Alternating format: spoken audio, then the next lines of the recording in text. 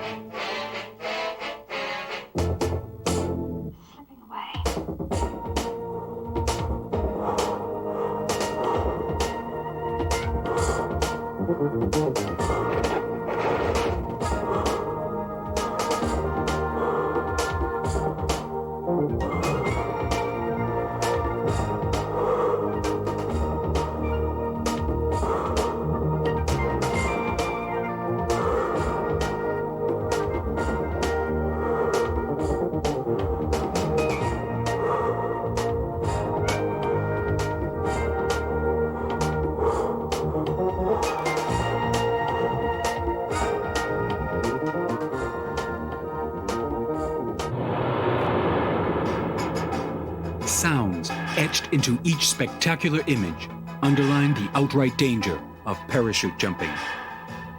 This film takes us to the high range of the Tarentaise. Certain scenes are not for the faint of heart.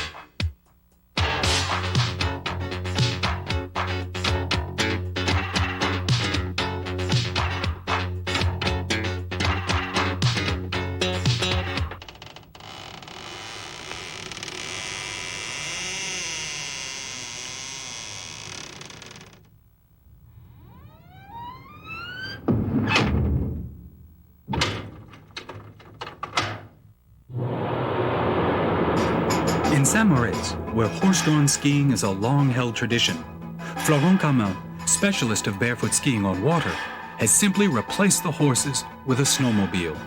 Barefoot skiing, not on warm water, but on frozen snow.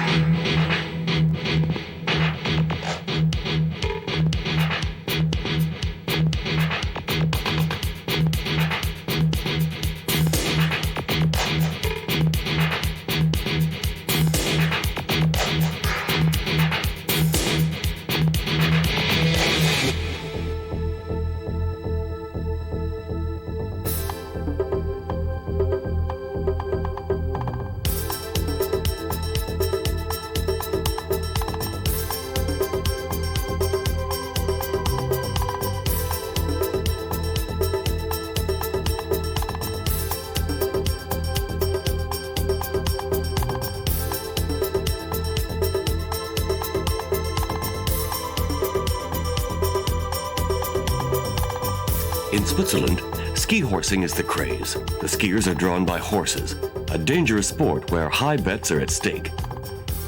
Florent Carmin, champion of water barefoot skiing, has decided to try yet another form of his favorite sport, a special premiere, barefoot on snow.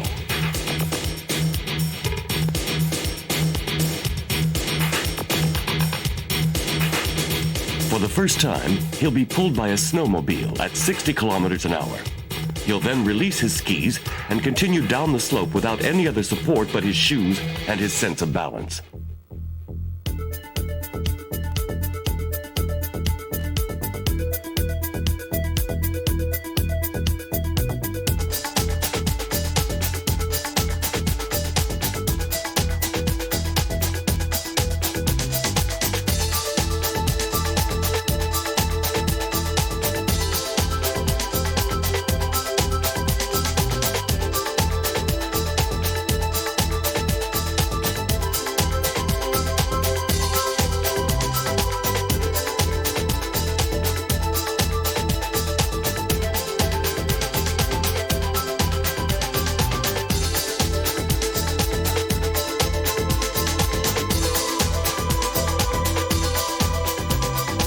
An experience that will perhaps find followers in France, where barefoot skiing on water is very popular.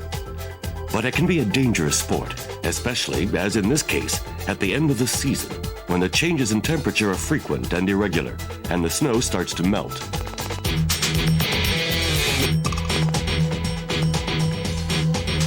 Sometimes all it takes is a small rock for the champion to fall.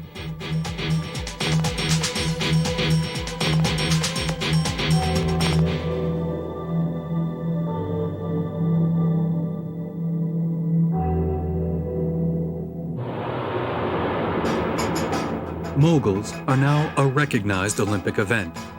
But some of the pioneers of this sport, like Henri Autier, cut their teeth on what used to be called hot dogging. We are now on the glacier of Tignes with Fifi Debert and Bertrand Couette.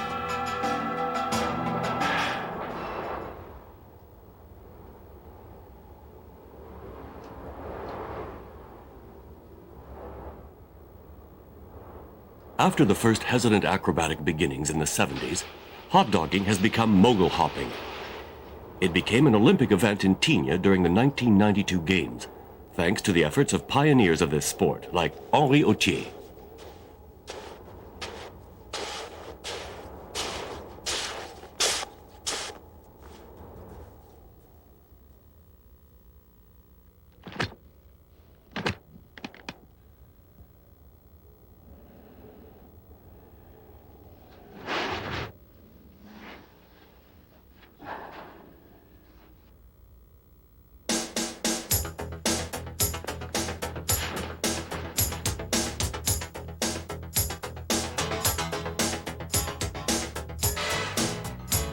Everything started 15 years ago in the States. Innovation and showmanship, two qualities inherent to the American mentality, have created this fun sport. These events used to draw crowds of 20 to 30,000 fans. and the winners were always handsomely rewarded for their efforts.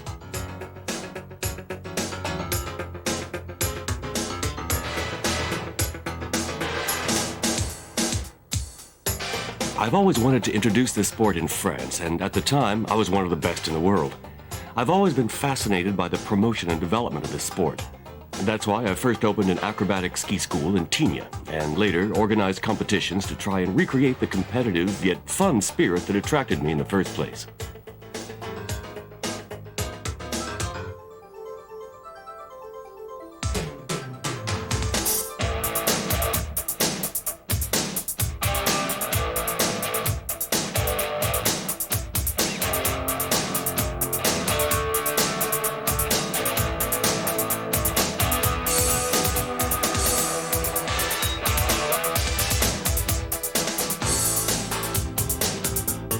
Mogul hopping is a rough sport. It's a fight to the finish. You must win no matter what the obstacles. You have to keep skiing downhill and turn, turn, turn, turn. The type of ground is not what guides the skis. The top of the body must stay as motionless as possible. It's all in the legs. They have to absorb the impact of each bump.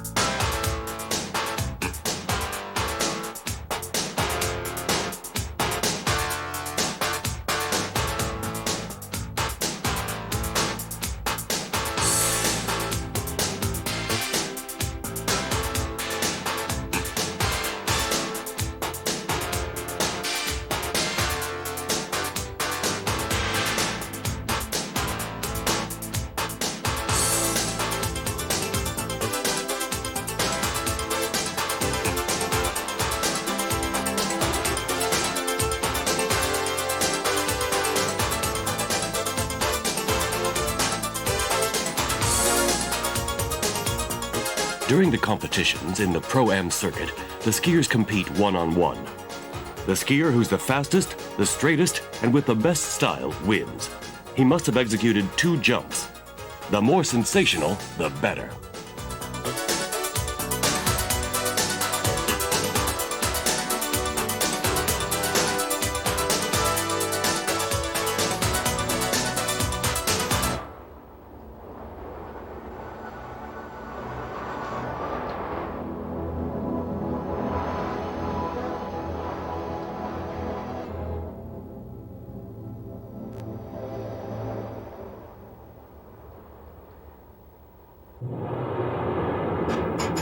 Patrick Stainless Steel Valençon has been one of the great masters of extreme skiing. We follow him down the dazzling slope of Urubaja in Peru, where the slope drops at a 50-degree angle. This is not for beginners.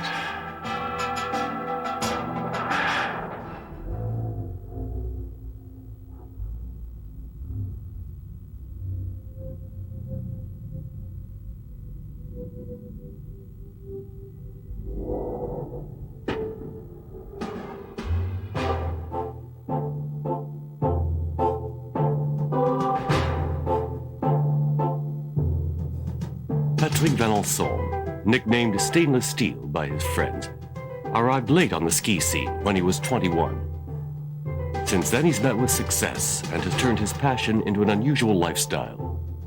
While studying to become a certified instructor, he fell in love with the White Valley and the Gervasuti Pillar.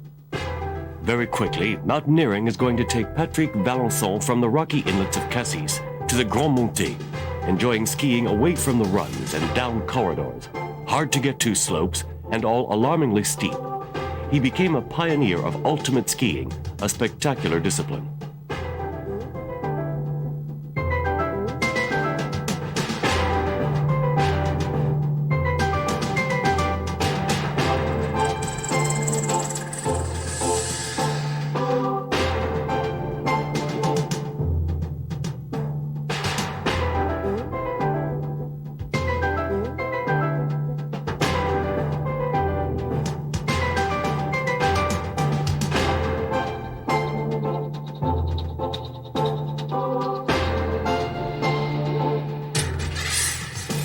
In 1971, he performed a spectacular enchaînement. The north side of Grande Jorasses at Val Thorens, then the north side of Tour Ronde at Chamonix. Unlike other followers of the sport, Patrick Valençon climbs up on foot the corridors he plans to ski, while others prefer to be flown in by helicopter. In 1973, he attempts the impossible corridor of Aiguille Verte, 4 hours round trip. In 1975, he covers Oisans, and most precisely, the north side of Meige. With his friend and partner in ultimate skiing, Anselme Baux, he skis down all the most inaccessible slopes of Mont Blanc.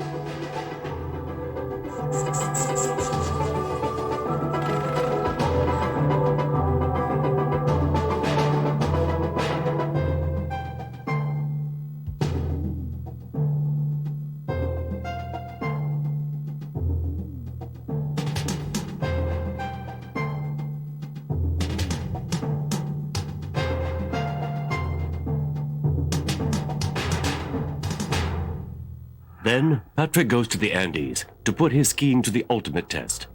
In 1978, he's the first skier to ski down the Peruvian Artesen Raru, a 60-degree slope rising 6,000 meters high.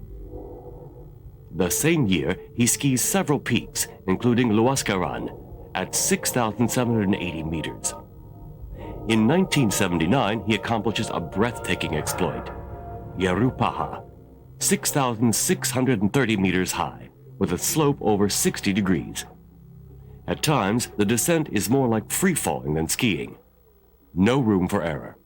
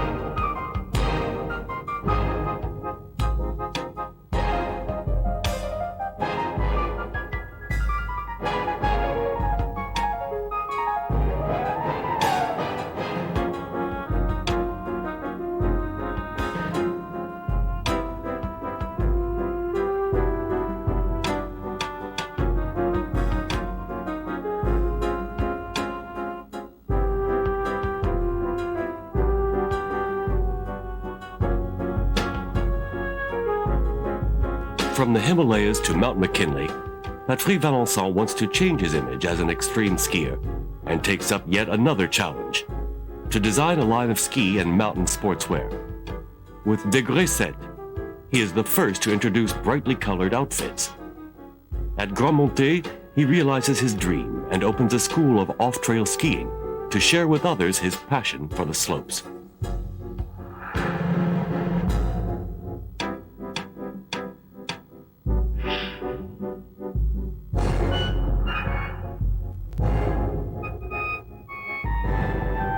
Patrick Valençon later leaves Chamonix to settle in Millau and discover new passions, paragliding and mountain biking. By next spring, Patrick had left us. 15 days later, his wife Marie-Jo, with whom he had shared everything, joined him in his last challenge.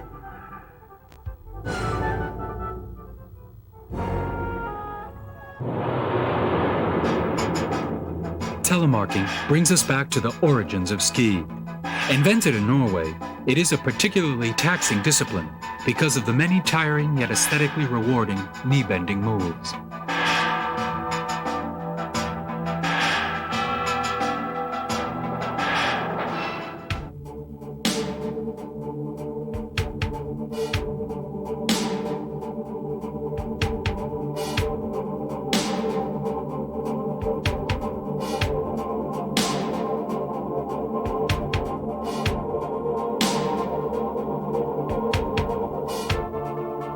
These three men, traveling calmly in their luxury automobile, don't know that in a few minutes they'll be transported back in time.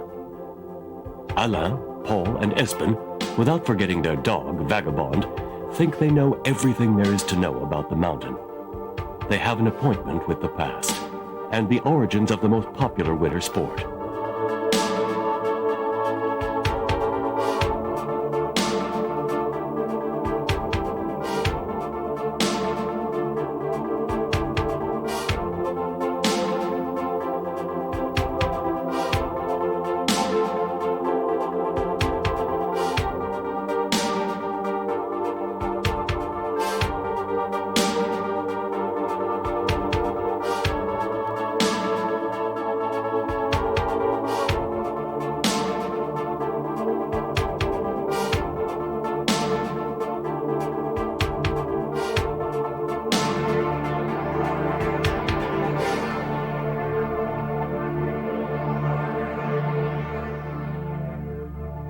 It's not a new way to ski, nor is it a local folk dance on the snow. These men are practicing the forerunner of downhill skiing. Their sport is called telemarking. This is how Norwegians used to learn to ski. The main difference with modern skiing is that there are no rigid bindings. It very much resembles cross-country skiing, as the feet are not fixed on the skis. The heel is mobile, which permits the skier to bend at the knees for better support. The ski behind serves as a rudder, pretty much like the poles we use today.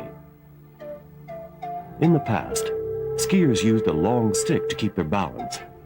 It was extremely hard on the joints of the ankles and knees, but it was also more aesthetic and graceful.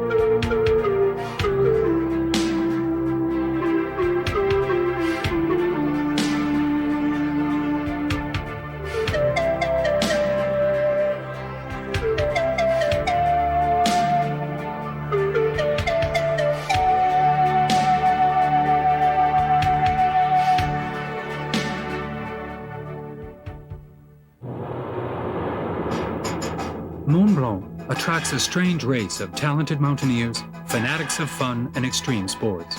One of them is Stefano De Benedetti. He has accomplished an impressive series of firsts on steep slopes. Very steep.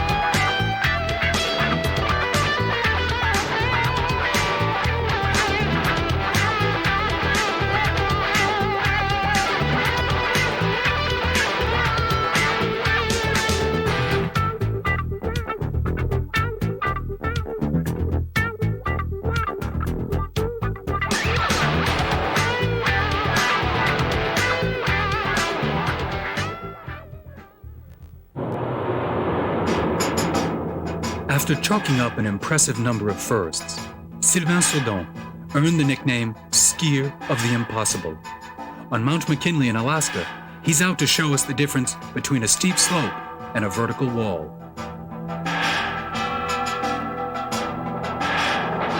Here we are at Mount McKinley. At 6,187 meters, it's the highest peak in Alaska, just north of Anchorage.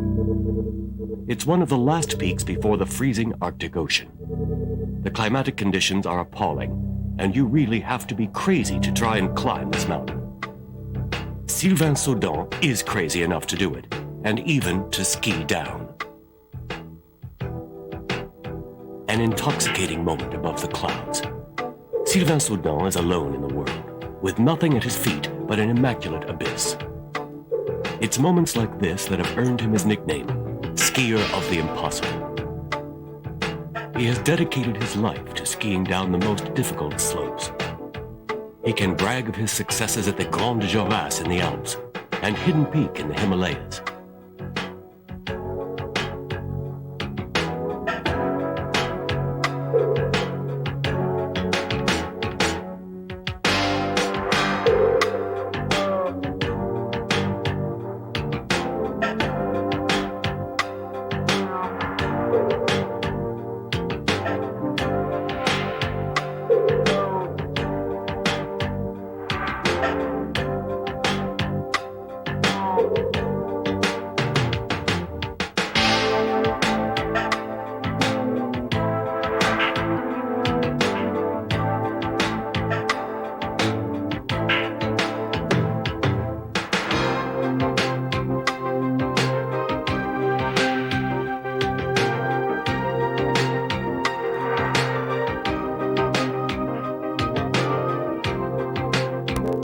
Each time Sylvain leans on his skis, he starts a mini avalanche under his feet. To make things even more difficult, he's on a virgin slope with no landmarks. Danger is omnipresent. Sylvain couldn't care less.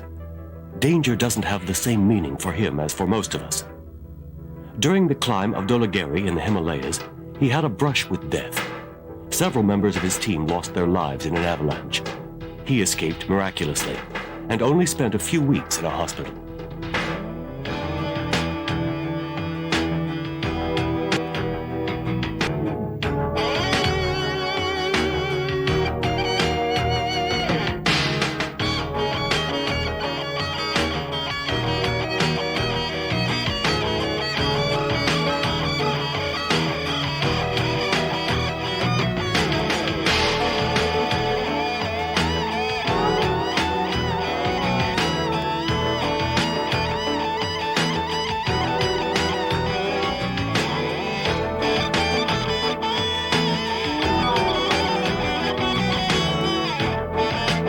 To be able to attack the steepest slopes, Sylvain calls on all his technique.